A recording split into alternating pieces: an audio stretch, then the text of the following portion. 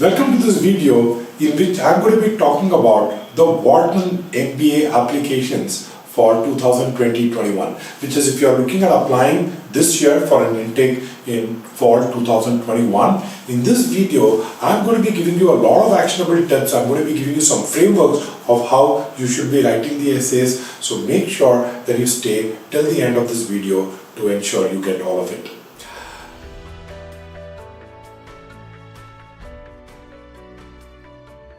So let's take the first thing up front. What is Wharton famous for? Now, we all know it's an Ivy League school. It's been there for like years. It's got a very strong brand name. If you think about it, they say HWS, right? HSW, Harvard, Stanford, and Wharton, right? So it's taken in the same breath as Harvard and Stanford. So it has got the legacy. One thing about the US MBA programs, and specifically Wharton, you will realize is they have a lot of quantitative rigor. I think this comes from a very, this thing of, data-driven things, like there has to be a quantitative rigor. And that's, I think, true for many companies in the US, right? The way they function, large companies, right? It's always been about having very strong data, having very strong financials, having very strong, reasons for why they are doing it. So that's one big thing about the program. People may realize once they go there, that your Excel skills need a lot of upgrade. Okay. The second thing is, even among the top schools, though there is diversity, I think one thing that really stands out in Wharton's favor is the fact that it's always had this global focus. In fact, you have an option to take an international, programs as well. They are global exchange programs. They encourage field tours, so they want you to go to at least maybe one more country so that you get a sense of how things are. And your class mix itself will be fairly diverse, right? So that's another USP that they have. The other thing they have is, though they have majors, so you still have a major, correct? Like one thing that you'll specialize. I think there is a lot of flexibility in the electives that they offer. So that way you get a very, because it is with the University of Pennsylvania, I think you can get a lot more courses. You have access to a lot more resources, a lot more professors. So I think that is definitely a huge plus for Wharton. Now let's look at what are the application essays. So they have essentially two essays that you need to be writing. The first essay is, what do you hope to gain professionally from the Wharton MBA? 500 words, right? Now think about it. What do you hope to gain is not the answer. You need to set a context. Let me give you an analogy. Let us say if you are using an analogy of saying going to a B school is a vehicle that is going to get me to my destination, correct? So what are the important things that we need to talk about? We need to talk about A, where we are, B, where we want to go. If we do not mention these two, it does not matter how we get there, right? So the fact that what you will gain professionally, right, and the word professionally is also important because this is the stuff that you will learn in order to become something. So the first thing that you need to do is give a synopsis of what your career has been. Again, this is a classic career goals essay. In any career goals essay, make sure when you are giving a synopsis of who you are, don't try to repeat what you have written in your application, what you have written in your resume. More than that, it's important for you to elaborate the first paragraph, which gives them a sense of progression, correct? How you've been able to progress in your career. That I think is very key. Once you have done that, you should be able to transition saying, what is it that I see ahead? What is it that I want? Correct? What is it that I hope to achieve post my MBA? You have to be very specific in terms of what role, what industry, you have to have that clarity. Once you have done that, you need to say, well, how now Wharton is going to be the best place for me to meet my career objectives. Correct? That's where you end up answering this question. But as I said, you can't really answer the question how you're going to gain professionally without telling the first two parts. Correct? Total of 500 words. Couple of things over here. So the first thing is going to be when you're writing about what you have done and where you want to go, you can maybe keep it to about 200 words. Again, as far as word limits are concerned, I'm not very rigid. I always feel that a person writing is the best judge, right? So just a note over there, which is Crackfable. You have been consuming content on YouTube. We also have an admission services division where we have mentors from top schools, including people who have gone to Wharton.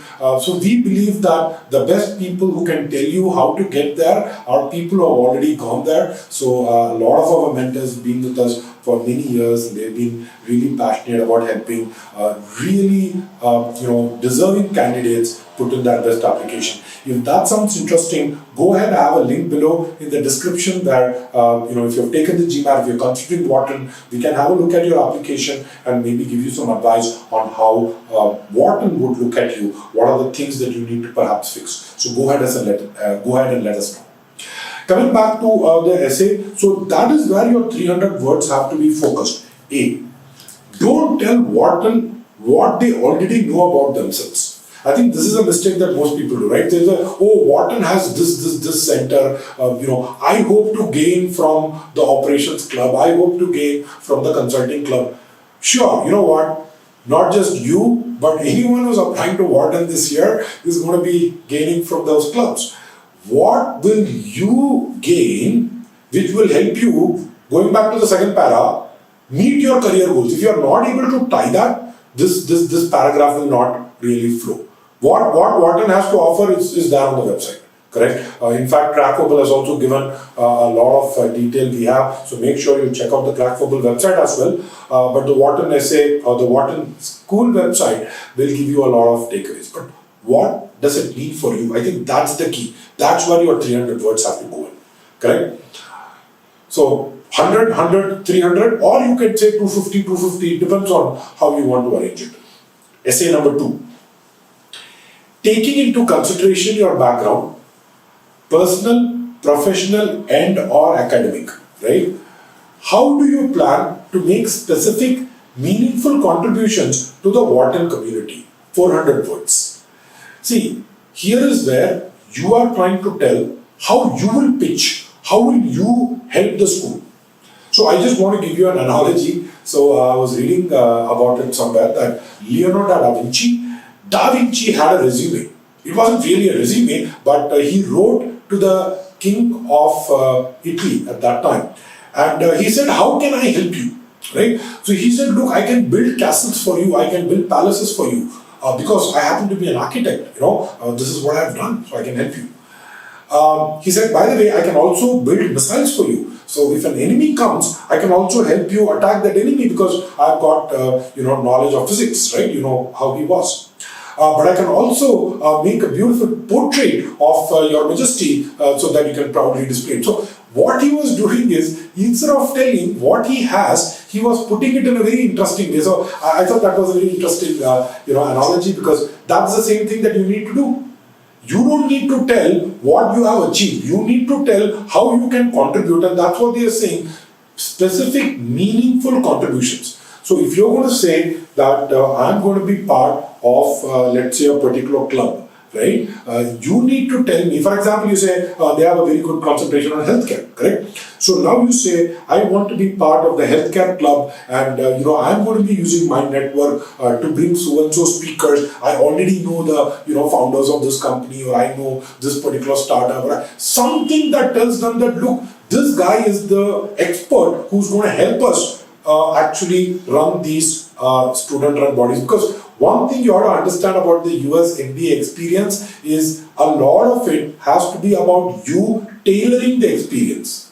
And I had one of our mentors, Aruna Prabhakaran. She's a Wharton graduate herself.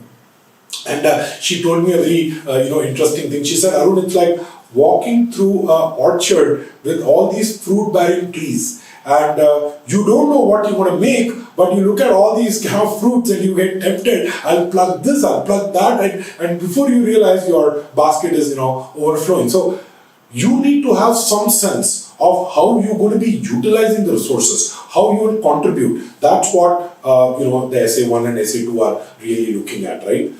Do you have that plan in mind? Which is why I would say, since you have 400 words, I would say pick 2 examples. I think more than 2 would be this. You can play it with a third one. I'm not very sure how it will play out in the words, but talk these specific. For example, you are a guy who's come with supply chain management experience, right? Think of all the possible things that you can contribute, all the possible things that you can do. If you are a sports enthusiast, if you are someone who likes the outdoors, if you are someone who's into yoga, whatever personal things that you want to help the class with, put that, tell what you have done, tell how you will help, convince them that you coming into campus will help them run all those student run. As I said, this is something that the colleges are going to hope that the students are going to be able to, bring that enthusiasm, right? So you will not go to a B school and say, oh, who's the guy who's handling this particular thing? Most of it, they are student volunteers. So part of your MBA experience is not just the theory. The part of the MBA experience is you also getting real world skills by running these, clubs and associations, right? What does it take for me to bring a speaker? What does it take for me to get, someone who can come in to recruit? Those are the kind of skills that you actually bring, right? So make sure you talk about that. Well, with that, we have just the required essay for reapplicants. So basically, it's a 250-word essay in case you are a reapplicant. And just one thing that I have over here is don't write things that you have already mentioned. Make sure you focus those entire 250 words on telling what you have done from the last time you applied. How have you grown as a person? So the entire focus should be on the delta. What was not there, what is there now. Then you also have an optional essay, unexplained gaps in work experience, choice of recommenders, inconsistent or questionable academic performance. Any such questions you have, as I said, you can reach out to us. We can help you in this matter. So with that, we have come to an end. I hope you like this video. If so, please make sure you like this video. That will give us a lot of encouragement to create more content.